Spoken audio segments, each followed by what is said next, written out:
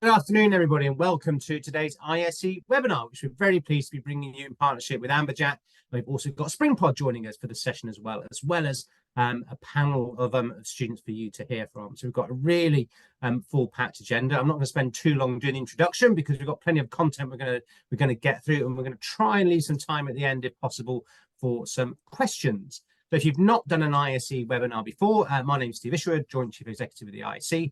I'll be sort of acting as the main host for today. And I will be just doing the introduction now, then I'll come back at the end and pose any questions to our guest speakers today, if you've got any that come through.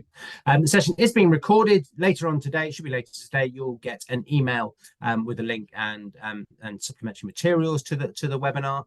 Please feel free to share that around. We're very much keen to spread the love with our knowledge, so I'm keen to get people to share our learning as much as they can do, so improving our knowledge of the sector. Please do engage as much as you can. We've got the Q&A, we've got the chat function. I'll be keeping an eye on those. As we get towards the end of this session, Emily will come back to me if we've got time for Q&A, and I'll post some of those to the panelists. So I think that's enough from me now. I know, Emily, you said you've got loads of content, so I'll hand over to you and let you get stuck in straight away. Over to you, Emily.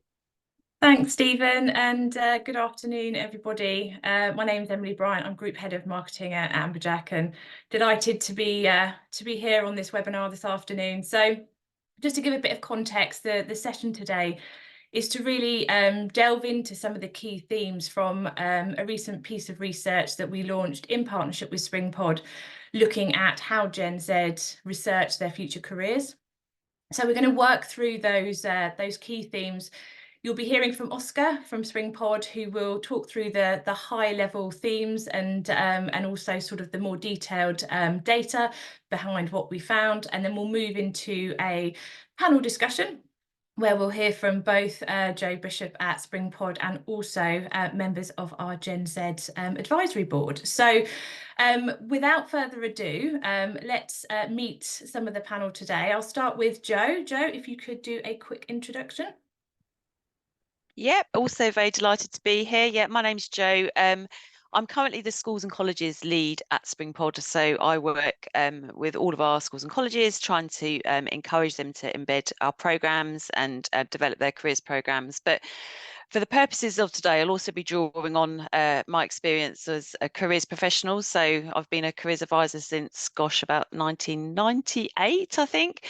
But again, prior to joining Springpod, I spent 15 years at a large FE college in London as a careers advisor and as a careers manager, setting up a really successful careers programme. Amazing, huge amount of experience and knowledge to share. So excited to hear more from Joe later. And Charlotte, should we come to you next? Quick intro, please. Hi, my name's Charlotte. I work with Amberjack. I'm an apprentice, been working with Amberjack for 6 months now, just over, and doing my level 3 business admin. Really enjoying it, and yeah, looking forward to today. Perfect, thank you, Charlotte. So great to hear from Charlotte and some of her journey to where she's got to today. And then to Claire. Good afternoon, my name is Claire Watson and I'm a first year law student currently studying at the University of Leicester. Thank you, Claire. And Oscar, over to you. I think Oscar will then move straight into giving you a quick overview of the research and the sort of the high level findings before moving into the first theme. And just to add, if you haven't had the research yet, if you've not had a chance to download it, don't worry. There'll be a chance to do that at the end, but we'll also make sure we send out a link after the event as well. So Oscar, over to you. Thanks, Emily. Yeah, hi everyone. My name's Oscar. I'm the B2B marketing manager at Springpod. So really, in terms of this research, trying to help organisations across the board understand the plethora of options that they have in terms of reaching and engaging the next generation. The report that we're kind of looking at some of the key findings of today was our Gen Z careers research. The key findings that we're going to touch on today concern parents, carers and schools as primary influencers. The significance of understanding working environment and culture and how that shapes Gen Z decision making about where they choose to work in the future. the best channels and content to reach and engage that audience, and the importance and lack thereof in some instances of role models. In terms of just a quick bit of context about the research, who we spoke to, we've spoken to just north of 2,600 students aged 13 to 21. Good breadth and depth of demographic data. Over 100,000 data points that resulted in. So it's taken a while to crunch through all the numbers, and we've tried to distill out the most important findings for you here. And yeah, good regional coverage as well. So from 130 different postcode regions across the UK. So there's hardly a corner of the UK not represented in the data, which hopefully means the findings will be maximally useful. Without further ado, first insight that we're looking at today is parents, carers and schools as primary influencers. So we asked the students in the survey who they look to for careers advice and support. Got a variety of different answers, as you can see, but parents, carers coming out on top with 62% of respondents saying that they look to them for advice and support. Teachers and careers advisors, also really popular answers. So these top three answers here, obviously representing quite a significant proportion of the students that we asked. And that's hence the emphasis on parents and schools here for this first insight. Friends, family, relatives, also pretty strong influence there. Family relatives probably likely to be siblings, which, as I'm sure many of you know, is also a pretty strong influencer for how kids are going to choose their future role. Have they seen their brother and sister do something like that? Can they see themselves following that pathway? This is the top few answers mapped over time, basically, or by age, really. So from 13 up to 19 plus, this is how the percentage of respondents changed. So I think probably key takeaway here, well, there's a couple, is parents and carers pretty dominant as the top influencer. General downtrend towards the older age groups, as you can probably imagine.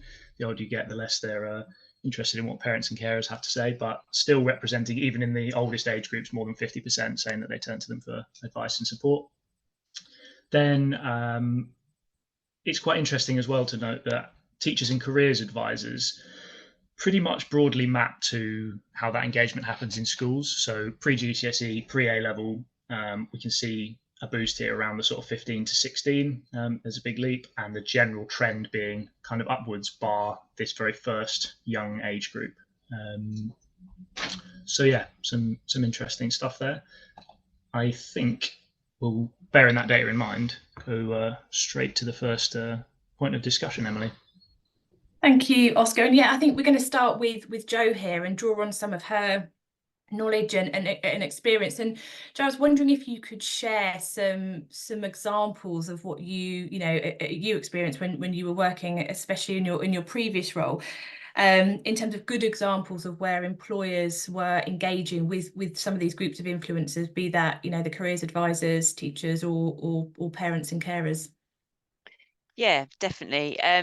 So in all honesty, I think we had some amazing employer partnerships, which enabled us to put on such a varied programme for students to participate in various activities. But I think, yeah, in all honesty, though, the best partnerships were ones that built up over time. I think we found that those kind of one-off events weren't always effective. When you kind of work in a school or a college, programs of enrichment and careers related activities are planned so far in advance. It's really tricky, and I'm sure a lot of the audience will relate to this, to actually get a spot in a school careers program where you can come in and talk to young people.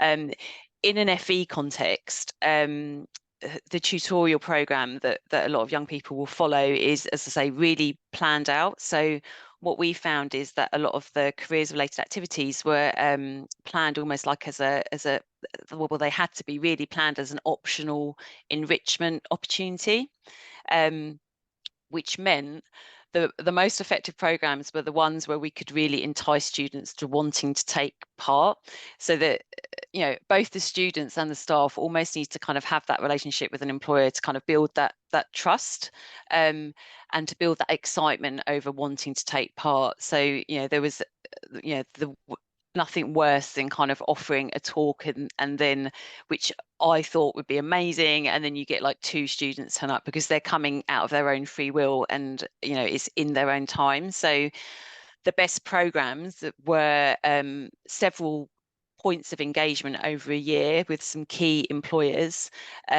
where, you know, just simple things like calling giving a program an exciting title, adding a competitive element, adding an incentive for the students who want to commit. So, I mean, I can draw on lots and lots of different examples here, but we worked with, we set up a program for students who were interested in apprenticeships, for example, and brought in different employers throughout the year to kind of, at a time that suited us. And I think that's a key as well. It's really important for employers that want to engage with schools and colleges to really listen to what schools and colleges need and to be flexible. Obviously, everyone's really busy, including the employers, but trying to be flexible and fit in with what is going on in that school and college at that particular time. So say our apprenticeship support program was amazing because it coincided when a lot of the apprenticeship applications were open, and it supported students when they needed it. And just getting the students to meet people from those organisations just kind of help build that trust and really break down the kind of perhaps preconceived ideas they might have about a particular company or an employer. And, you know, I used to get so many comments from students saying, oh, everyone was really nice, or everyone was just normal. And, you know, I worked in central London, like with the city literally on our doorstep with these big buildings, but which students would walk past every day, but would never go in them because they didn't know what went on in them. They just have preconceived ideas about the sorts of people that work in those buildings. So just having that opportunity to meet people, perhaps take young people to those organisations. It was interesting when COVID hit as well, because, you know, obviously the concern then was that all these partnerships would possibly fall down a little bit, but actually we managed to move a lot of the programs to more of it like a hybrid way of delivery, which is great. So like kind of that virtual delivery actually kind of worked really well for us because it meant that you could engage as many students as possible. They wouldn't have to go anywhere. They could actually tune in from home as well. So yeah, just opening up the possibilities to them and meeting people that work at those companies had a massive impact.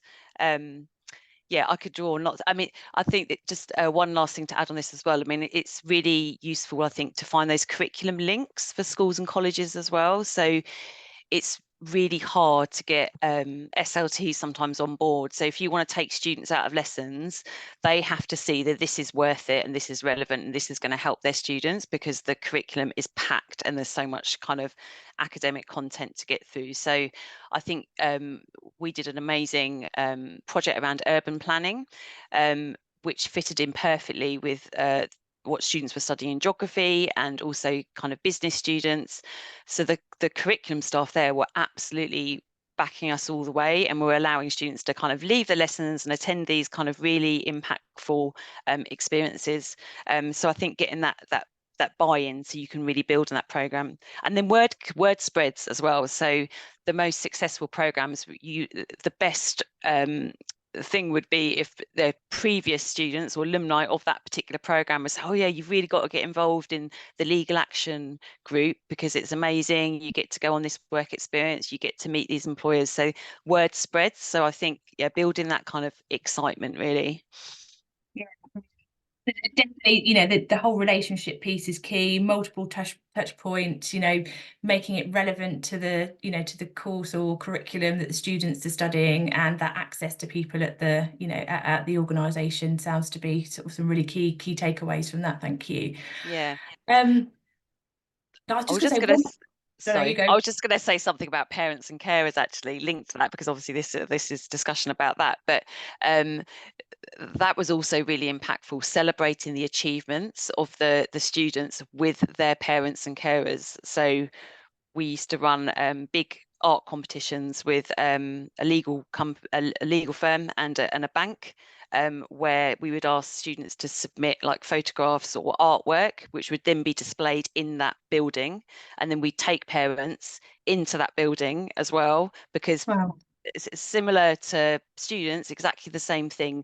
These parents and carers will quite often not be working or not have that experience of those buildings. So I think we made a really big deal out of kind of really celebrating the students' achievements. Fantastic. Some great examples there. Thank you. Charlotte, I'm going to come to you quickly, just in terms of your journey to obviously an apprenticeship and how your parents influenced you, how they supported you, what information they found. Did they find it easy to help and support you? Talk a little bit about your experience. Yeah, so I was quite fortunate with my parents. They were really supportive, helped me finding, what I wanted.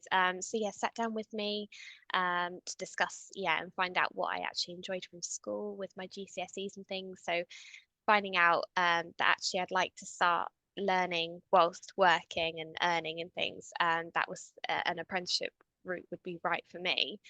So yeah, we also knew about apprenticeships through my sister, as she went through an apprenticeship as well. So and she's gone on to be a manager. So just gave a really good impression to us.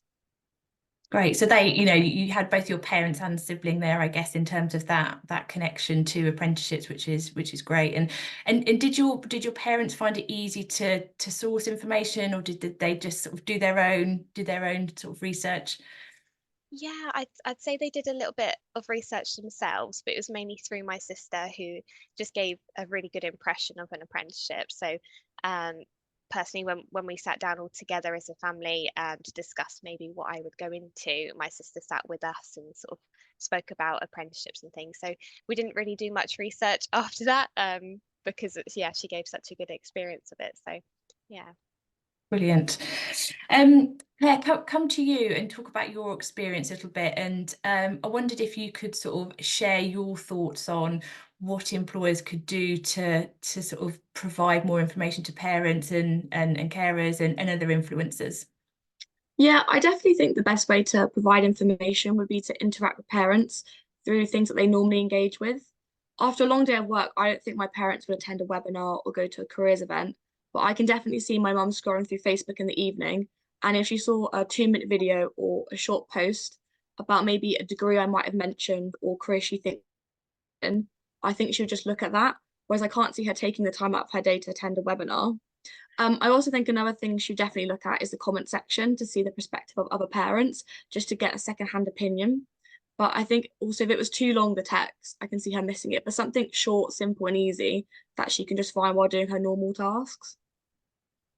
That's brilliant, thank you. And I think that's, I don't know if Joe, you've got anything just to wrap up on this, but I think in terms of reaching, those pockets of influencers, thinking about sort of a multi-channel approach, that actually the schools and colleges can only do so much. So what can employers do outside of that to help target these, these influencers that can then also, support the students in terms of their career research. I don't know if there's anything you've got to add just to wrap up on that.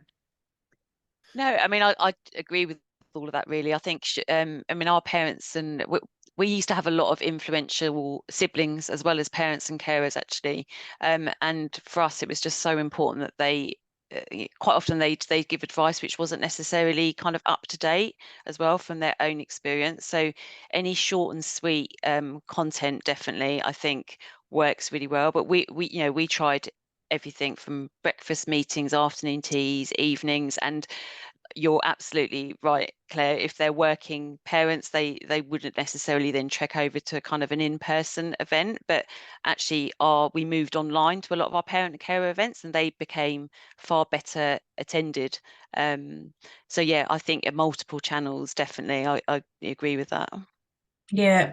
So, I think short, sharp content, available online, available on demand, and up-to-date information as well. So, and even just simple, putting a page on your website potentially with just specific information for parents and guardians, with resources that they can download and videos they can watch, can be really impactful.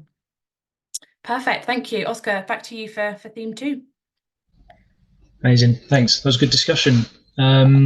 it leads us on nicely to insight number 2, which concerns the pretty important influence of working environment and culture on Gen Z decision making. So we asked the participants in the insight survey whether they were influenced by the working environment of a potential career, and that's within the context of considering pursuing a pathway that would land them in that career. And absolute overwhelming majority, 78%, said yes, that would influence them. So there's obviously something major to tap into there, which you probably wouldn't tend to find in much detail or through advertising campaigns or on job ads. Again, mapped how this answer changes by age here. So primary takeaways, I'd say it's a pretty high percentage across the board. So all age groups are interested in this information and it's going to affect their decisions. But probably secondary to that is that there's a general increasing trend. So down in the lower age groups, high 60s, maybe 70% interest. 19 plus, you're getting towards high 80s, 90%. So nearly all students at that age definitely potentially swayed one way or the other by finding out more about what the day-to-day elements of the role are actually going to look like, beyond the important factors like salary. Again, because I think it's valuable. We'll hear from the Gen Zers themselves. Emily? Yeah, perfect.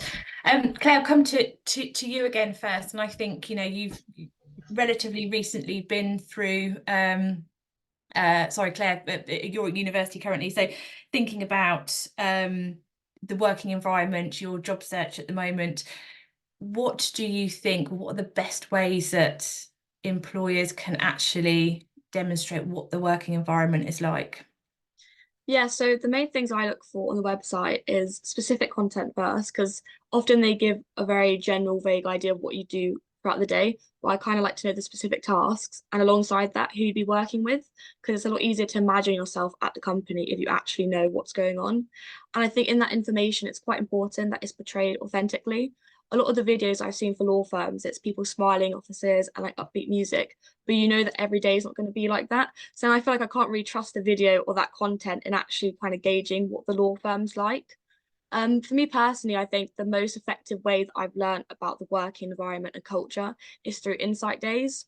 So being able to see the firm and especially how the colleagues interact with each other is something I look for.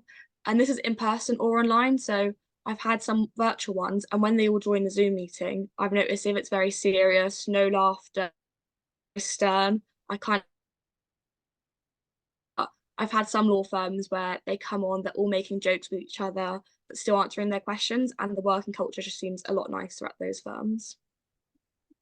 Brilliant, thank you. I think a couple of really important points there. I think the authenticity of the marketing campaign, and I know we've had experience with our clients where they've purposefully not gone down the route of having very professionally made videos and films of their graduates and apprentices, because they want it to feel like a real, like a real day in the life of, and really expose what that working environment is going to be like. So I think that's a really interesting point. And also, insight days, I think sometimes there is probably a tendency to think that online isn't as impactful, but it's interesting to hear that you feel that you still get that opportunity to really figure out what the culture might be like, what the people might be like, etc. So thanks for that. And Charlotte, just from your perspective, when you were thinking about an employer, working environment, we might think initially, oh, just place of work. So are you in an office or are you on site, or etc. But what other elements of the working environment were important for you when you were choosing what employer to work for? I think specifically for me, the first thing I looked for was how the environment made me feel. I consider myself to be quite a positive person, so I like to be around people that are quite friendly and welcoming, and who actually give off the vibe that they're actually enjoying where they work. So yeah, the office played a big part in sort of recognizing also where people were sat as well. So within teams, are you able to speak to people, or are you quite isolated? So yeah, I would say definitely the environment made a big impact on me in both of my apprenticeships and other places I've worked. Brilliant, thank you. And Joe, I don't know if you've got anything to add from obviously your time working at the college. What were the key sort of drivers in terms of decision making when students were looking for potential employers? So I was always quite surprised in a way how almost clued up the students were that I used to work with, and how you know, it was really important for them to find out sort of issues. So a lot of issues around equality and diversity. So like, will I fit in? Will I kind of belong at this kind of company? So I think having those role models would make a massive difference, but they would definitely be looking at things like, you know, what is the day-to-day like? Who am I working with? Are there kind of support groups in place? What's their approach to kind of helping apprentices settle into the company? I think, you know, it's quite a scary thing. I don't know if you know, if you found this at the panel, but actually at 18 going into kind of a working environment, it's something that's obviously new to a lot of you know, will be new to a lot of young people. So I kind of think that they'll be interested to know kind of what is put in place to kind of make you feel supported and comfortable and in a position where that you're you know, you're going to succeed and stay, basically. So yeah, I was always surprised at how interested students were actually in the culture, and I think that definitely increased. I think they're more clued up on that now, I think, to find that information and to make it as easy as possible for them to find that on the websites, rather than having to click here, there and everywhere trying to find that information. Yeah, and I guess digging around for it can be difficult, can't it? I think if you're researching lots of employers as well. But I think that the point that Claire made around the insight days, even if it's a virtual half day where you get to meet people, but you can't, you know, actually physically go into the office, can be just as impactful. I think that's really interesting. So I think, you know, certainly the authenticity of the content, and, you know, what you're putting on your website, how you're putting that across, making sure people have got access to that information, opportunity to meet people where possible, but also highlighting how you're going to make them, you know, or help them transition into the organisation is really important. Thank you. Oscar, should we go on to the next section? Yeah, let's do it. Thanks, Emily. I think that quite nicely brings us on again to insight number 3, which is concerning channels and content. So we've just touched on information and where to put it. That's kind of what this section dives into. Bear with me because there's a fair few charts in this one, but I'll do my best to make it as engaging as possible. So we asked all the participants at what age they first seriously thought about their career. And as you can see here, more than 1 in 5 said before age 13. And when you sum all the results together, it was just over 3/4 before GCSEs and only 25% after. So there's definitely massive appetite amongst young people. We've already touched on how clued up they are. They really want that content earlier and earlier, and they're ready for it. This is, again, the answers mapped across age groups. You can see the vast majority sitting in this kind of under 13, 14, 15 age range down here, this accounting for the vast majority of answers, only kind of 20%, 25% or more in the older range. And luckily, I think we can probably all agree, only 3% saying they haven't yet. So pretty much across the board, a clued up generation is the one that's coming into the workplace next. We then spoke to them a bit about the channels that they would use. So we asked them, which channels would you use to research your future career? So specifically when they're in that active research phase, these are the answers that they gave. Google search, overwhelming majority, 91%. But school and company websites also coming in pretty strong, over half of participants answering those. Parents and carers again, also pretty strong, nearly half. And interestingly, these 4 channels, so search, school, company websites, parents and carers, probably the more kind of traditional, what you might call traditional channels, trumping social media in all regards. So we know that social media is good for finding out about organizational culture and some of the more casual elements of it. But in terms of detailed research towards what's actually going to, you know, details of the role and where they're heading in order to find out the ins and outs, it's these traditional channels up here that employers definitely, and organizations generally, be it universities and professional bodies, all need to be tapping into. This is a little breakdown of taking those social media answers and then mapping that across age groups as well. There's a few takeaways here. I would say probably the most useful ones would be that at the fringe age groups, so down at the lowest end, 13 and under, and then also 19 plus, we've seen that TikTok and YouTube drop massively in their popularity compared to the age groups in the middle. Instagram, pretty low performance overall. So from a research perspective, not really a channel worth putting lots and lots of effort into in terms of that detailed kind of information that kids will be looking for when they're in their research mode. And LinkedIn, probably a trend that you would expect, but it's still nice to see that the data backs up what would be most of our hypotheses, I think, which is younger age groups not hugely engaged in LinkedIn, this rising up to actually becoming the most popular social media channel for research, those kind of 19 and above age groups. So once it's crunch time for the decisions, they'll definitely be checking your LinkedIn. Then we also wanted to speak, of course, about content type. So kind of 3 clear runaway winners here for the question of what sort of content they would typically engage with.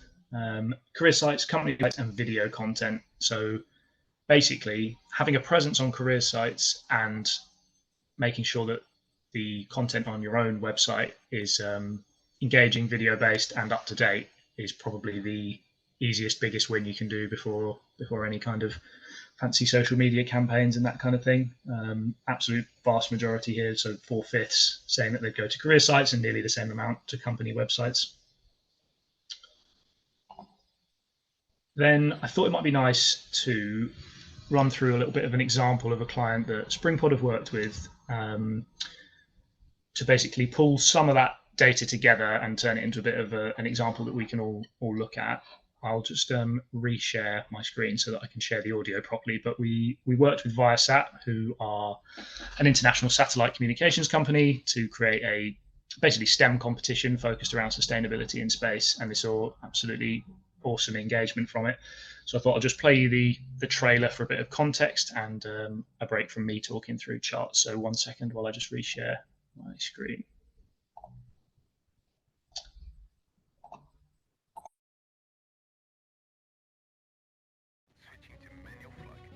Sustainability. We're all trying to do our bit. When we think of sustainability, we often think of our environment, our resources, our planet. But with the launch of satellites in space on the rise, it's time to take sustainability further than ever before. From the space around us to the space above us. Could you be part of the solution? Viasat is a global satellite communications company operating in space. And in this unique competition, Viasat is looking for you to develop ideas to help space stay sustainable, safe, and equitable. Powered by Viasat, we have partnered with Springpod for you to explore what it takes to address sustainability in space, and even pitch your idea to the professionals themselves. So apply now and help unlock opportunity for our world and beyond.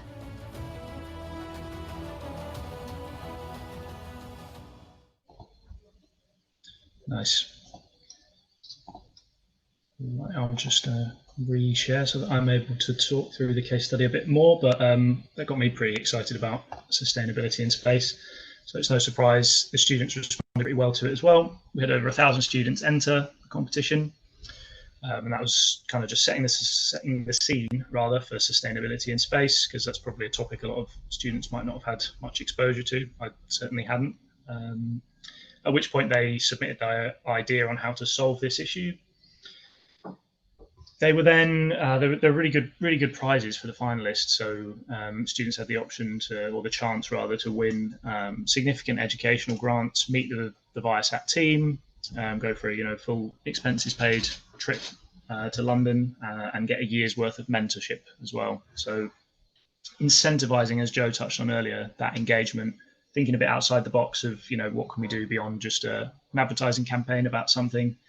This competition generated a load of engagement. So their team had the difficult task of narrowing down over 1,000 students to 30, but they did, at which they were able to learn a bit more about some of the technical elements that could help their solutions become reality, essentially. And then that was boiled down to 5 finalists, and I touched on a little bit there the rewards and incentives that were available for them. Again, I'll have to reshare my screen to make sure the audio works, but I thought it might be fun to take a look at one of the more quirky student entries. It's just a minute long, so I'll share my screen again.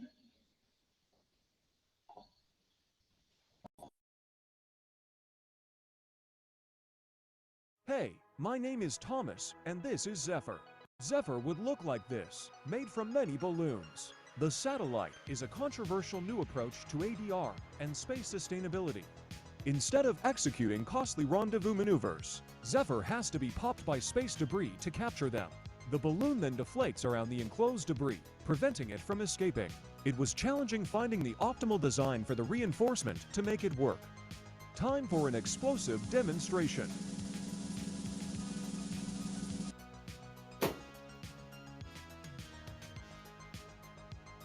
The debris is locked away in the capture device, and with many balloons, Zephyr can capture multiple debris in a single mission.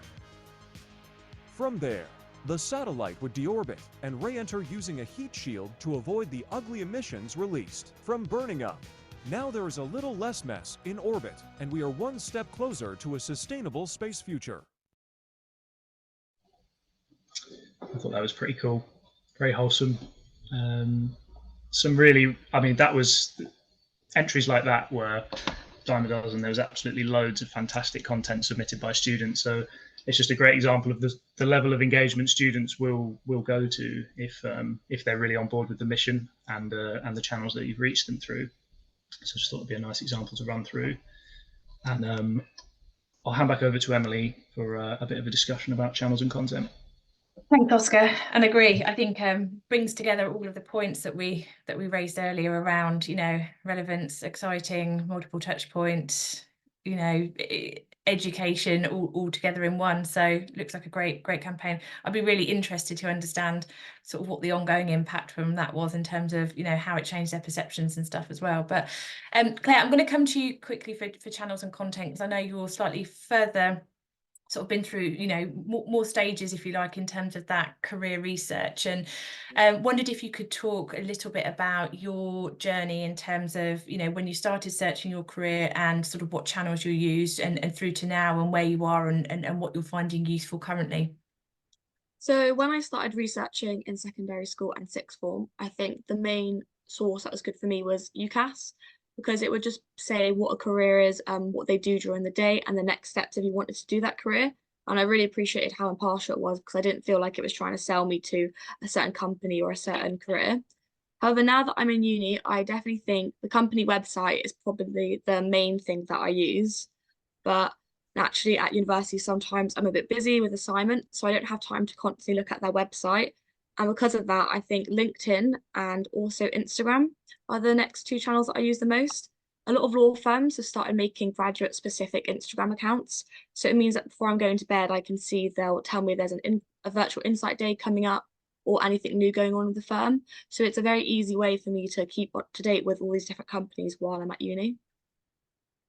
Brilliant, thank you. So I think that sort of the message there is that sort of earlier on, the more impartial, broader educational advice around different careers and what's available is much more helpful. And as obviously you progress and you narrow that down, you become more specific with your search, and the company websites, etc., become more important. I think we've seen that, haven't we, play out in the data, Oscar, as well. So perfect. Shall we move on to our final section? Yeah, let's do it. Section 4. So in this one, this is kind of a theme that's run slightly throughout all the other sections, but the importance and lack in some instances of role models for the next generation in terms of what really influences them to make that career decision. So we asked them whether they have a role model in their dream career who they can look up to. 49% said no, so pretty much 50-50 split there, with students who don't feel that they have anybody in front of them who's walked the walk, if you like, someone they can relate to, who they can see following in their footsteps. But of those who answered no, 70% thought it was important to have one. So there's definitely massive appetite there. amongst the students who don't currently have anyone to occupy that position. One of the ways that employers can help break that down is helping some of their sort of employees to step into a more ambassador type role. So I thought I'd run you through a couple of case study examples here as well of clients that we've worked with and the sort of engagement they've seen off the back of it, generating just awesome student responses.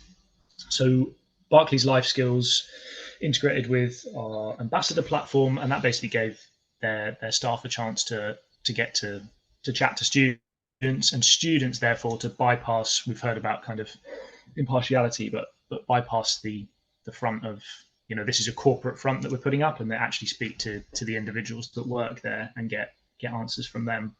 So over the course of a couple of cohorts, almost 200 conversations and over 35 hours ambassador time. Not the most beautiful images in the world, but just evidence of the chat logs and stuff. So real long paragraphs going back and forth. The students are able to get so much detailed information when they can chat to somebody who's actually, you know, who they end up relating to, because you know, they get to know them a bit on a personal level, and yeah, can talk them through what a real day-to-day experience of that role would be like. Similar kind of thing that we've run with the Met Office. So again, some similarities here as well with the work with Viasat, but just some fantastic student work being turned in once they can really get to know the company. And it's been touched on a few times, but once you break down that barrier of the corporate front and realizing what sort of work would land and get results, then the kids get endlessly creative once you let them loose, pretty much. So one student saying it was superb, definitely a 10 out of 10. It was a great overview of the Met Office, and I appreciate the time that the ambassadors took to give me detailed, encouraging and enthusiastic answers to my questions, and they've learned that Met Office is definitely somewhere they want to work. I thought it might also be nice to highlight one particular student story, because obviously part of what can make this level of engagement tricky is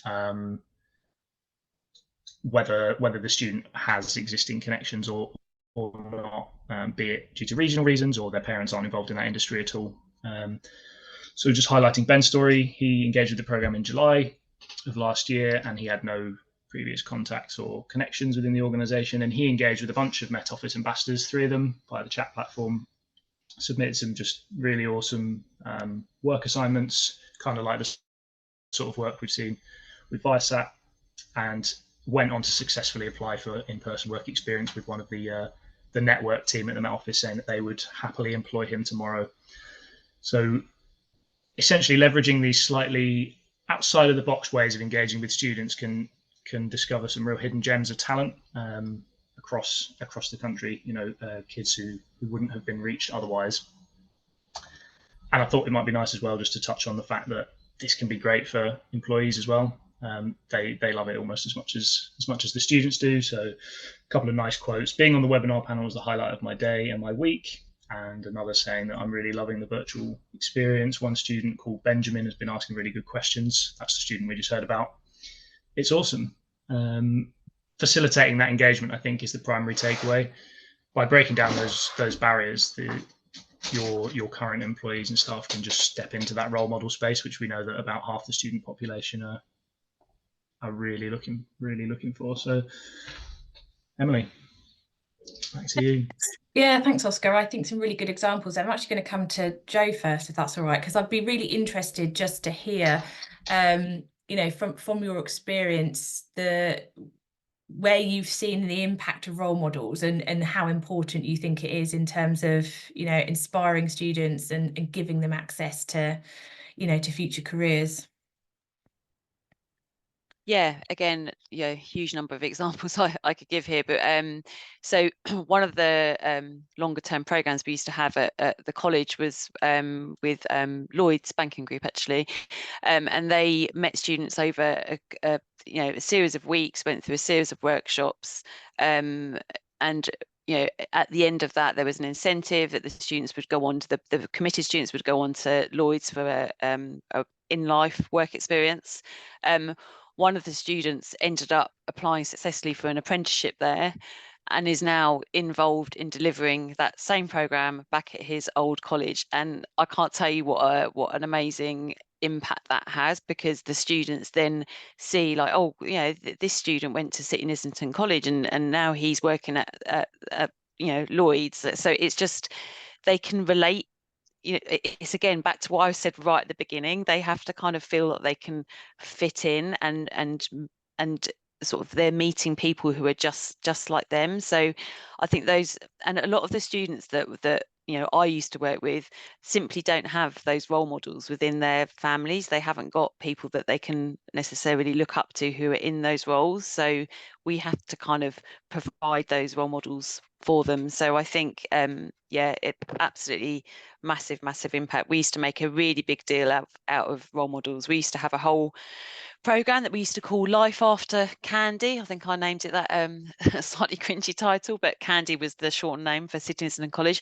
So, and that used to basically, every single tutor group would have 3 alumni coming in and running a workshop, getting them to think about what life is like after college. And yeah, it always went down really well, and it ended up being, you know, lots of kind of positive feedback at the end of that. And we had, when we were at the apprenticeship conference a few weeks ago, there was a discussion around just the impact of being able to send, you know, you mentioned alumni, but, you know, sending back employees that are sort of as close in sort of in age or where they are in terms of their career as possible to where the students are at that point. So did you see a difference in terms of organisations sending in sort of their more junior employees versus more senior, or did you see that both worked equally well? Both possibly worked really well. I mean, I think, you know, having someone a similar age to you that's had a similar educational background. But I think what used to really work well actually is when speakers used to share kind of stories about how, you know, almost like sort of their own kind of failures or things that hadn't gone right, because there was a real issue around resilience. And, you know, we all know how difficult and competitive it can be to apply for an apprenticeship. And at the age of 18, sometimes you're just not resilient enough to kind of go through that process. So I think it was really impactful when you used to have speakers come back who were, you know, might have been alumni, or they might just be from that company, who shared their own career journey, that it wasn't necessarily this kind of straightforward, you know, I did GCSEs and I did A-levels and I went to university. Shared stories where things didn't necessarily go to plan, so they could then, it helped the students think, okay, well, you know, if this doesn't work, I've got a plan B. I've just got to pick myself up and carry on. So I think that message of resilience was massively important, I think. Perfect, thank you. And Charlotte and Claire, I'll come to you now for, I guess, a final few thoughts on role models, and, you know, just your general experience in terms of, start with you, Charlotte, you know, when you were searching for, you know, role, career, etc., did you have a role model? If not, would it have been helpful, etc.? So just your own experiences and thoughts that you can share. Yeah, I wouldn't say I had a role model, but if I'm honest, I would have appreciated one at the time, especially during school. For me, myself, I really struggled figuring out even just my options at school. So in my GCSEs, I wasn't sure what to pick to actually know what I'd like to go on to later on. So it would have been nice to have someone that actually paid attention to maybe my likes and dislikes, and actually what I was good at and what I could succeed in. So it would have been nice to have someone to help me. So yeah, I'd probably, I think role models are really good to have, especially in a child's life in the school age. Perfect, thank you. And Claire, you know, from where you are now, I know you've had quite an interesting experience in terms of role models. I just wondered if you could sort of share, you know, what you've found as you've progressed, obviously from school into uni. Yeah, so I wouldn't say I had any role models, and I didn't know anyone in the legal industry. And I think because of that, in my head, I thought to go into do law, you had to be really smart, never fail or anything. So I actually pursued a different degree in my first year. However, I in the end decided to transfer, and I thought I would just give law a go. But it wasn't until I actually started studying law that I got access to any role models. Now that I am studying, there's a lot of charities and companies that are are designed to kind of give students role models. So one of them is aspiring solicitors, and they showcase a lot of people have gone on to become successful, but they're from low socioeconomic backgrounds, or they go to non-Russell universities. And as someone who goes to a non-Russell university, it's been really, really insightful getting to meet these people, because you think if they started there and they managed to go on to a really good firm, you can also do it. So I do think role models are really important in terms of self-belief and motivation. And I think had I had one a bit earlier on, or got to meet people who could have become a role model, I might have potentially went straight into law. And now that I have them, it's definitely just changed my entire attitude towards my degree. I think I'm a lot more confident in myself and my capabilities. I think a really good sort of summary of how, you know, the earlier you can have someone to relate to who you can, you know, sort of looked up to, aspire to be, you know, and even if it's a range of role models, then even better, you can explore the different routes that might be available for you. And I think when we last spoke, you raised a really good point around you sort of had the confidence to go and explore other careers because that's who you are, but there would probably be a whole, you know, pool of people who genuinely didn't have that confidence to do it themselves and to push themselves out of that comfort zone. So there could be a whole pool of talent that, you know, employers are missing out on because they're just not, you know, tapping into those people who have yet to discover what they're capable of. So I think a really good summary and a great point to sort of wrap up on our discussion. So thank you. Oscar, do you want to do a quick run through sort of key takeaways, and then we'll, you know, have hopefully 5 minutes at the end to see if there's any questions from people who've attended. Yeah, sure. I'm happy to do it either way, really. Initially, I've put the Q&A in now, so I'm easy. We could either circulate the takeaways afterwards and go to the Q&A now, or I can. Yeah, should we do it that way around? Yeah. Stephen, I don't know if we've got any questions that have come in, or we can open up to our audience to see if they'd like to ask any questions to the panel. We've got nothing that's come through yet from the audience, so I popped in a message. So if anybody has got any questions coming through, then please do. I think it's been great content so far. I think you've really got into lots of things that we hear on a lot of our debates on our forums around the that challenge between connecting with the schools and college system compared to universities, where just the number of players involved is much more of a challenge, really, I think. What do you want to do next, Emily? Do you want to see if you get any questions to come through? You've got some more content you want to go through? Yeah, we can.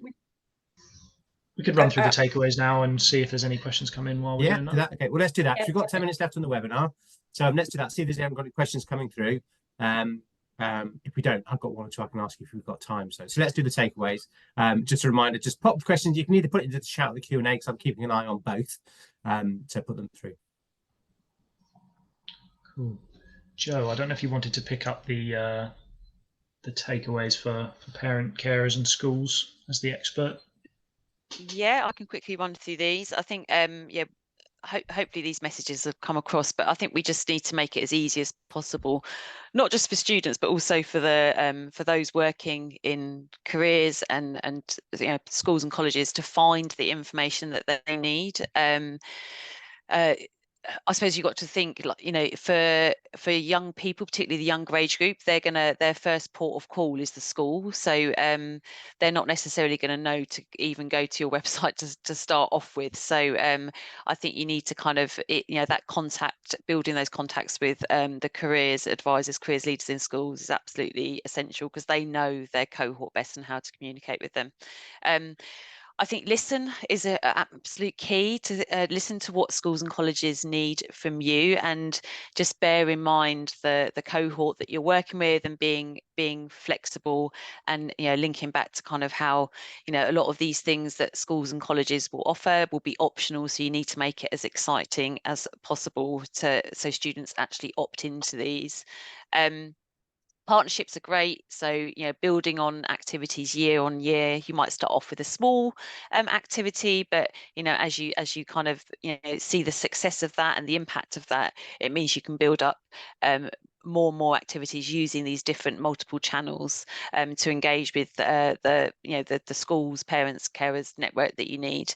But I do think you need to, I know time is always of the issue, but I do really think it's worth doing that groundwork to build up that trust with your organisation and break down those barriers and any preconceived ideas that young people might have about working in your industry or your particular employer. Great, thanks, Joe. We've had a couple of questions come in, so it might be worth jumping to them before we run out of time. Stephen, I don't know if you want to. Sure, yeah, we can do that. Chat. So, the first one's come from Chloe. So Chloe was asking for Gen Zers. What sort of content do you look for on TikTok? Any advice in how to create an authentic voice actually using that particular platform? I think you make great comments about what works for yourselves and or doesn't work so well on sort of webinars and videos and such. But what about TikTok? Any thoughts on TikTok? Yeah, I can speak about this. I think with TikTok, it's one of those ones where I think maybe not too serious, the content. A lot of the students go on TikTok to kind of just relax.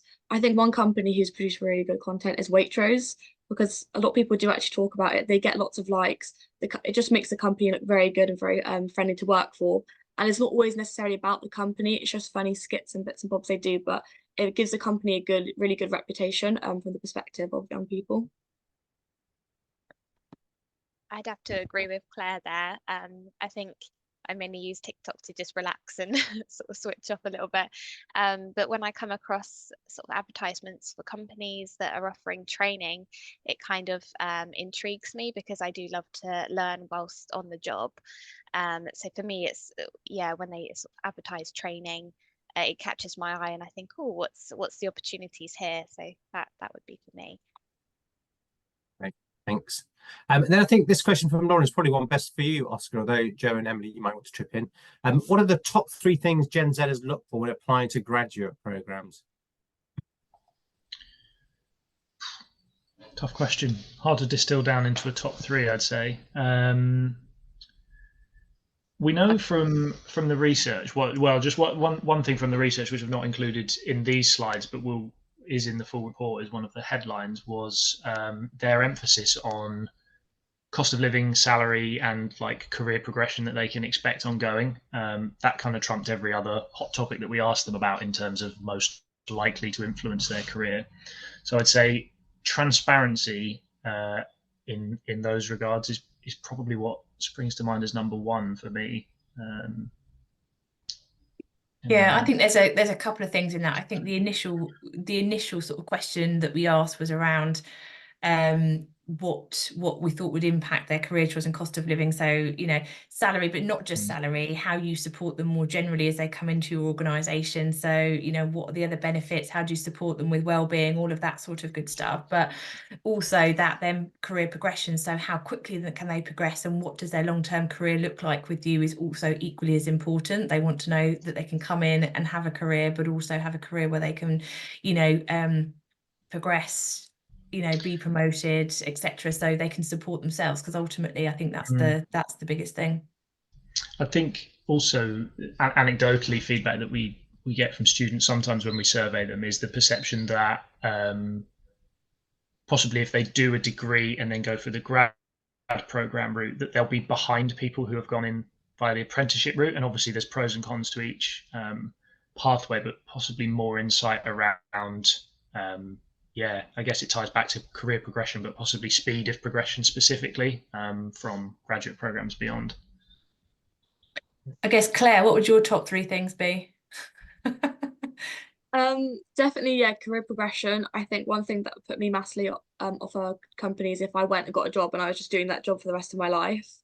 I think working environment, when you're young, you're aware that you're going to be working for a lot of your future. So you want to be working around nice people or definitely a supportive environment, and linking into that kind of training. What does the company do to kind of support you as you join, as you go along? Like what kind of support is offered? And then lastly, I do agree also salary. I think a lot of people do look into it, especially when you're young, you kind of want to aim for a high salary. So I think a lot of people do look into the salary part. Would you agree, Charlotte?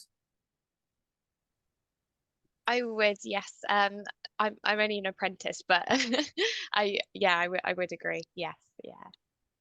Thank you. It's interesting. I think at the moment, that combination, we should always, although career progression and development, I think are always at the top of the list. It's interesting how salary and cost of living has become more of a pressure in terms of when we look at what is an important consideration for people.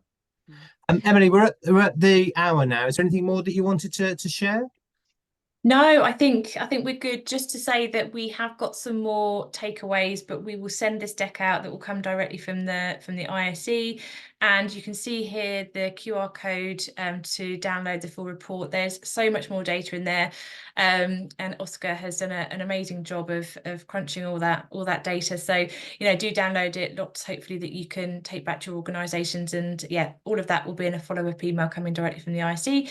But should you have any specific questions for us, then you know where to find us. You can get us on LinkedIn, or I think Oscar may have put our emails in somewhere, but if not, we'll put them in the email. You can get hold of us that way. But thank you very much for joining, everybody. I hope you've enjoyed it, and thanks to our brilliant panel too.